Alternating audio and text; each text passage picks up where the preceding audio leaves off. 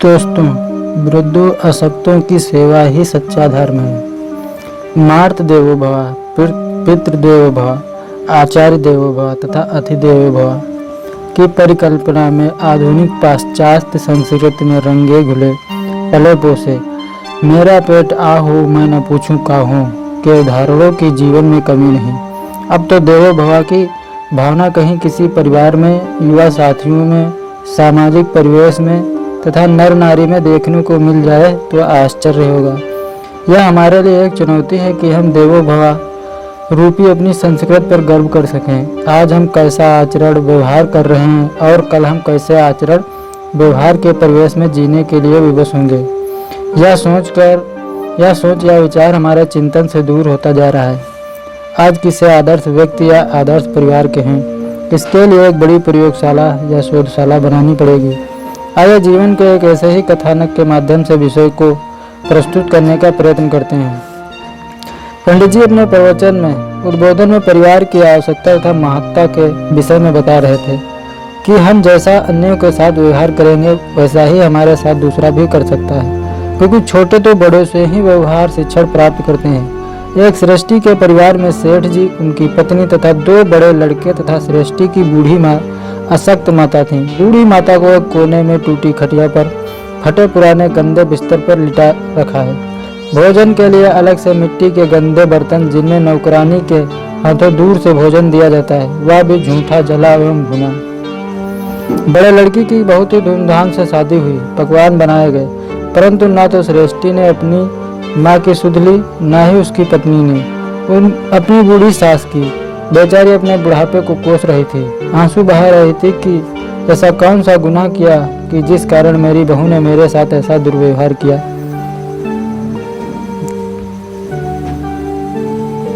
जबकि बहू के इस घर में आगमन पर मैंने अपने पलक पांवले बिछा दिए थे, अपने भाग्य को सहारा था, परंतु हाय रे बुढ़ापा, क्या मेरे लिए अभिशाप बनकर आया है। क्या यह बहू कभी बूढ़ी नहीं होगी, तब इसकी बहू भी मेरे साथ किए जाने वाले व्यवहार को दोहराना नहीं भूलेगी। तब इसे मालूम होगा कि बूढ़ों की उपेक्षा, अपमान तथा घृणा क्या होती है, और तब उसका कितना दुखदायी समय होगा। शेष जीवन कैसा कीड़ों मकोड़ों की तरह बीतेगा, अनुभव होगा। तब होगी केवल पाश्चाताप की अग्नि में जल जल कर मर जाने की व्यवस्था। समय ने करवट ली। समय तथा परिस्थिति बदलना किसी मनुष्य के हाथ में नहीं है, यह तो पूरी ईश्वराधीन है। श्रेष्ठी के बड़े लड़के की शादी शिक्षित, संवेदनशील, सुशील कन्या के साथ बड़े ही धूमधाम से संपन्न तो हो गई, परंतु बहू ने घर का वातावरण, अपनी सास का अपनी बूढ़ी सास के प्रति जो व्यवहार देखा, उसे वह मन ही मन सहन न कर सकी। मस्तिष्क में चिंतन उभरा। भारतीय संस्कृति के सिद्धांतों, सेवा, शुश्रूषा, प्रेम, आत्मीयता, संवेदनशीलता को तिलांजलि देकर स्वयं को महारानी जैसा सुख की चाह में अपने बुजुर्गों की उपेक्षा, घृणा तथा तिरस्कार करने वाली श्रेष्ठी की पत्नी सेठानी को कैसे आभास कराया जाए कि मानव सेवा, सास ससुर की सेवा ईश्वरीय सेवा से कम नहीं, मातृ सेवा देवों की साधना से कम नहीं।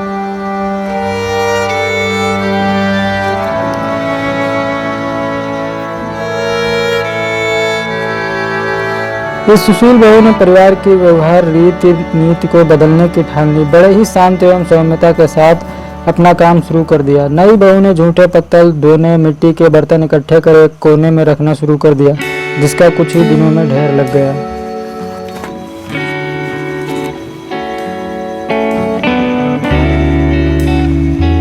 सास ने ढेर को देखा तो बहू से पूछा, बहू ये क्या है, यहाँ झूठे पत्तल, मिट्टी के बर्तन, गिलास इकट्ठे क्यों कर रही हो।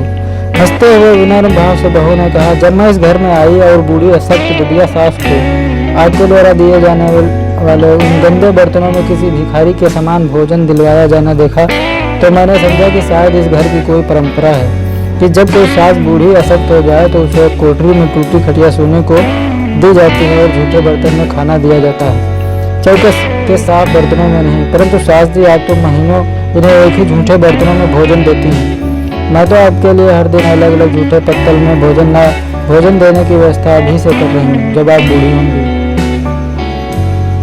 उस समय उस सास की मन की आंखें खुल गई। अपने किए पर पश्चाताप करते हुए आंसू बहाती अपने बहू के चरणों में गिरकर अपने किए के लिए क्षमा मांगने लगी और सिर की उठी अपनी बूढ़ी सास के पैर पकड़कर क्षमा मांगने लगी।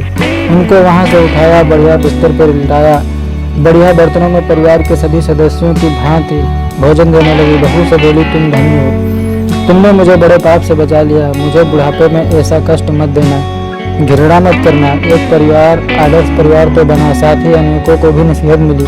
जैसे को तैसा सिद्धांत यही सही होता है। आज के युवा दंपतियों के लिए यह घटना एक दिव्य संदेश वाहक है। प्रत्येक मनुष्य की 3 अवस्थाएं होती हैं, बचपन, युवा और बुढ़ापा।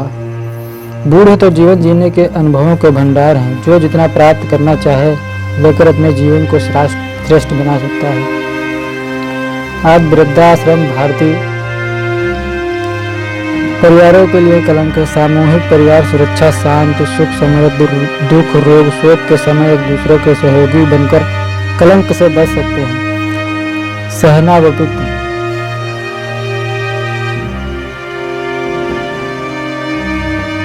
सहना वपुत्र सहना भुनंतु। वाक्य के अनुसार हम मिलकर सुख दुख, आवास, भोजन में सहयोग का संदेश देकर परिवार, कुटुंब को प्रेम, सहयोग, सहिष्णुता, आत्मीयता, संवेदनशीलता जैसे व्यवहार से स्वर्ग से भी अनुपम बना सकते हैं। सद्विचार ही इसका आधार है। संकीर्ण विचार निशाचरी प्रवृत्ति तथा कलह पतन के कारण है। तो दोस्तों, इस स्टोरी से आपको क्या सीख मिली है, कमेंट करके जरूर बताना।